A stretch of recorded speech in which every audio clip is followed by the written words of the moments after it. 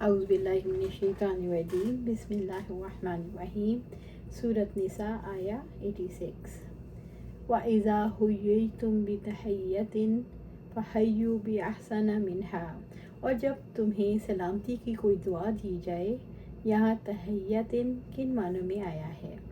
تحیّتن سے مراد لمبی عمر کی دعا ہے۔ یہاں تحیّتن سلام کرنے کے معنوں میں آیا ہے۔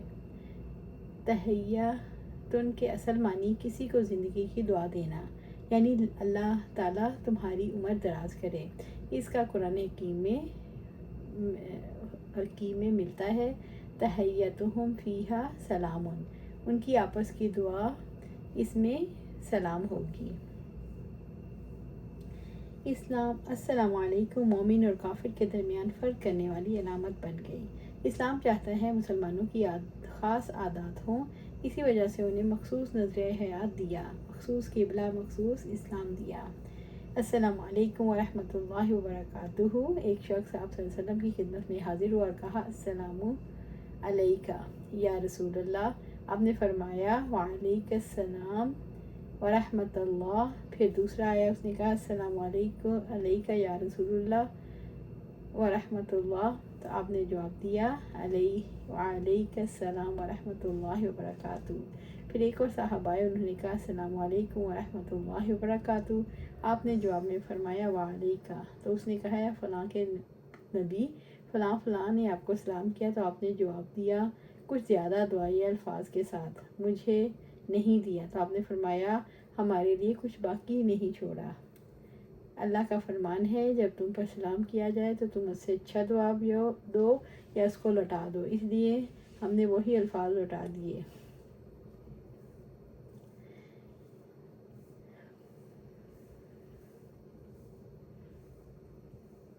ان اللہ کان علی کل شیء حسیبا، اللہ تعالیٰ ہمیشہ سے ہر چیز کا پورا حساب کرنے والا ہے۔ حسیبہ کا معنی کافی ہے، حسیب سے مراد حفیظ ہے۔ اللہ تعالیٰ نے اسلام کے اچھے جواب یا انہی الفاظ میں لوٹا دینے کے لیے اپنے حسیب ہونے کا شعور دلایا۔ سورۃ نساء آیا 87۔ اللہ لا الہ الا ہوا لیجمعنکم الی یوم القیامۃ لا ریب فیہ، اللہ تعالیٰ وہ ہے جس کے سوا کوئی معبود نہیں، وہ تم سب کو قیامت کے دن ضرور جمع کرے گا جس میں کوئی شبہ نہیں۔ انسان کی تربیت کا آغاز اس عقیدے سے ہوتا ہے کہ اللہ تعالیٰ ایک معبود ہے، اس کے سوا کوئی معبود نہیں۔ اللہ تعالیٰ وحدانیت میں اپنی انفرادیت کے بارے میں آگاہ فرماتا ہے۔ اللہ تعالیٰ نے قسم کھا کر یقین دلایا کہ قیامت کے دن سب کو جمع کرے گا، جس دن کے آنے میں کوئی شک نہیں، اور ہر شخص کو اس کے اعمال کا بدلہ دیا جائے گا۔ اسلامی نظام زندگی کا پہلا قدم عقیدہ توحید ہے۔ عقیدہ توحید کا مطلب یہ ہے کہ اللہ ہی کا اکیلا حکم ہے۔ اسلامی نظام زندگی میں ایک فرد کی تربیت ہو، یا اسلامی معاشرے کا قیام ہو، یا اسلامی قانون بنانا ہو، یا اسلامی انتظامیہ قائم کرنی ہو، بین الاقوامی قانون کا معاملہ ہو، آغاز اللہ کی حاکمیت سے ہوگا۔ انسان کے قلب پر بھی اور اس کرۂ ارض پر بھی اللہ ہی کا حکم ہے۔ وَمَنْ أَصْدَقُ مِنَ اللَّهِ حَدِيثًا، اور اللہ تعالیٰ سے بڑھ کر بات میں سچا اور کون ہے۔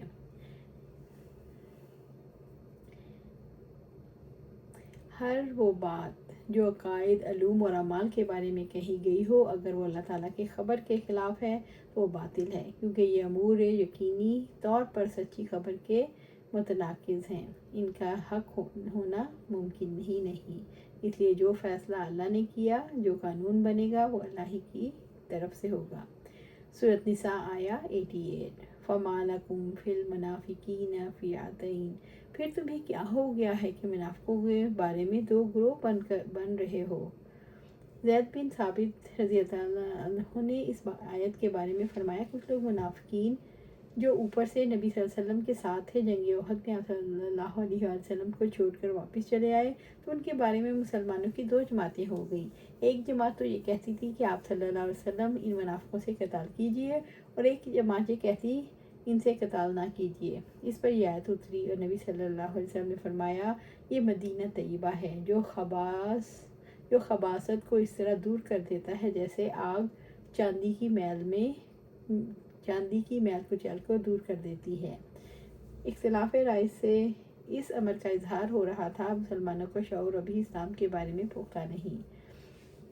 इस आयत करीमा में मज़कूर मुनाफिकीन से मुराद वो मुनाफिकीन हैं जो अपने इस्लाम का इजहार करते थे और अपने कुफर के साथ साथ उन्होंने हिजरत नहीं की। उनके बारे में सहाबा कराम में इश्तबाह वाक़या हुआ। चुनांचे बाद सहाबा इन मुनाफिकीन के इजहार इस्लाम के बाइस इनके साथ कताल और कताए मुआलात में हर्ज समझते थे, और बाद सहाबा को चूँकि उनके अफ़ाल के करीने से उनके अहवाल का इल्म था, इसलिए उन्होंने उन पर कुफर का हुक्म लगाया। अल्लाह ताला ने इस मामले के बारे में आगाह फरमाया, तुम्हारे लिए मुनासिब नहीं तुम उनके बारे में किसी किस्म के शक व शुबा में मुब्तला हो, बल्कि उनका मामला बिल्कुल वाज़ेह है और इसमें कोई इश्काल नहीं कि वो मुनाफिक हैं और अपने कुफर का बार बार इजहार कर चुके हैं। वल्लाहु अरकासहुम बिमा कसबू, हालांकि अल्लाह ताला ने इस वजह से जो उन्होंने कमाया उन्हें ऊंधा कर दिया, इन्हें जंग और कुफर की तरफ अंधा कर दिया। मुसलमानों के माबैन होने वाले इख्तिलाफ राय का फ़ैसला किया गया, तुम इनके बारे में झगड़ते हो और अल्लाह ताला ने इनकी बदनीयतों और बदअमालियों की वजह से उन्हें उल्टा फेर दिया है, यानी कुफर की तरफ फेर दिया। अतुरीदूना अन तहदू मन अज़ल्लल्लाह, क्या तुम चाहते हो उन्हें हदायत दो जिन्हें अल्लाह ने गुमराह किया। पुल इज़्ज़त ने ये सवाल इसलिए किया कि मुसलमान मुनाफिकों के मामले में इख्तिलाफ ना करें, क्योंकि अल्लाह ताला ने उनको गुमराह होने का फ़ैसला किया। इससे दलील मिलती है जिसे अल्लाह ताला गुमराह कर दे उसे इंसान हदायत नहीं दे सकते। वमन युज़्लिल्लाहु फलन तजिद लहू सबीला, और जिसको अल्लाह ताला गुमराह कर दे उसके लिए हरगिज़ कोई रास्ता नहीं पाएंगे। अल्लाह ताला किन लोगों को गुमराह करते हैं? अल्लाह ताला जिनको गुमराह करना चाहते हैं उनके अमाल की वजह से गुमराह करते हैं, फिर वो हदायत की तरफ कोई रास्ता नहीं पाते।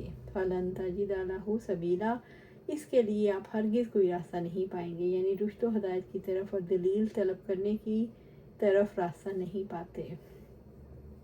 जो हदायत की ना नियत करते हैं ना इरादा, जो गुमराही की नियत भी करते हैं और इसका इरादा भी करते हैं, जो गुमराही के रास्ते पर चलने के लिए कोशिश करते हैं, जो गुमराही के रास्ते पर बहुत आगे बढ़ जाते हैं, इनके लिए हदायत का रास्ता बंद हो जाता है, क्योंकि उन्होंने सिरात मुस्तकीम के सारे निशानात गुम कर दिए।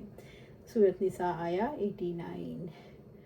वद्दू लौ तकफुरून कमा कफरू फतकूनून सवाआ, वो चाहते हैं जैसा कि उन्होंने कुफर किया, काश तुम भी कुफर करो कि तुम सब बराबर हो जाओ।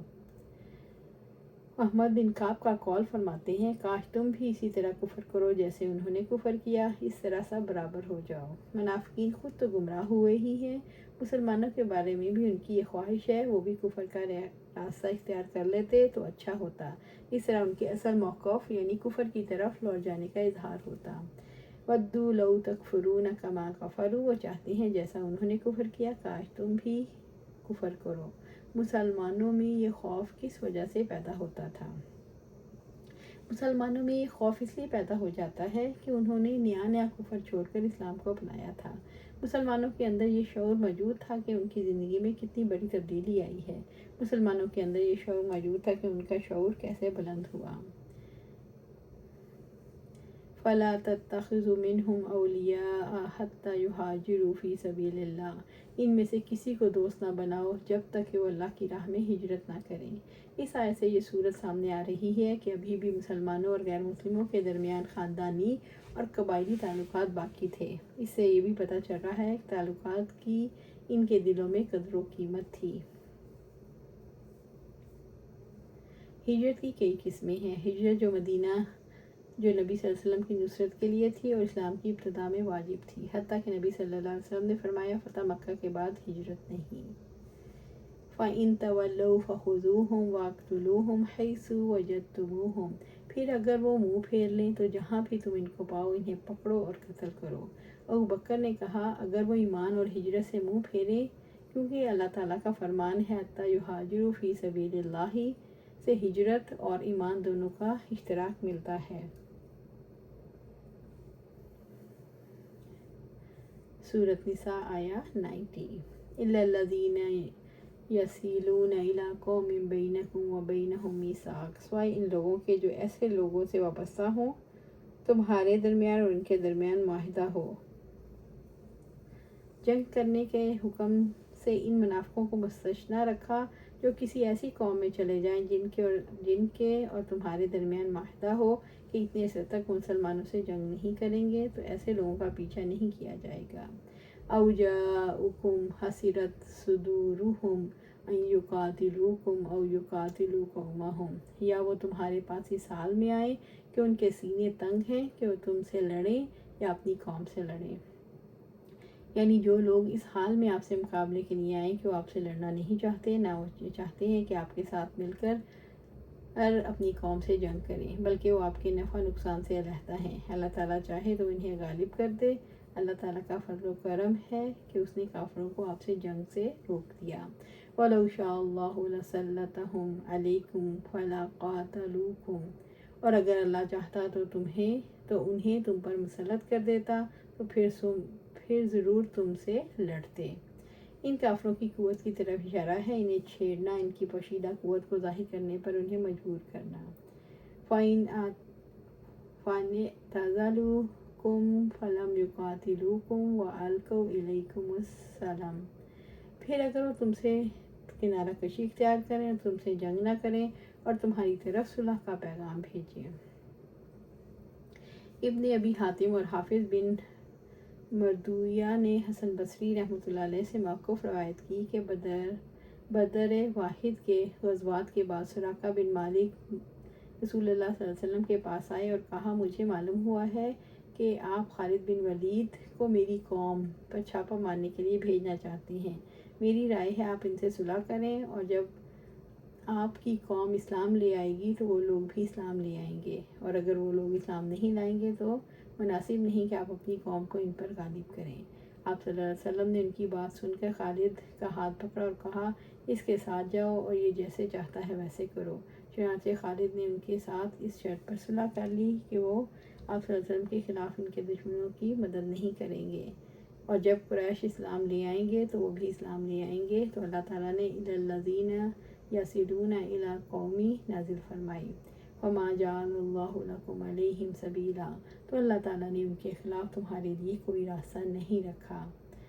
اس آیت کو سورہ برا کی آیت سے منسوخ کر دیا اور ہر عہد والے کا معاہدہ ان کی طرف دوڑ کر پھینک دیا گیا، اور نبی صلی اللہ علیہ وسلم کو حکم دیا گیا کہ مشرکوں کو قتل کرو۔ اللہ سبحانہ تعالیٰ سے دعا ہے ہمیں قرآن و سنت پر عمل کرنے کی توفیق دے، اس پر جمع دے، اور جنت الفردوس کے اعلیٰ مقام پر اپنے پاس گھر عطا فرمائے۔ آمین یا رب العالمین۔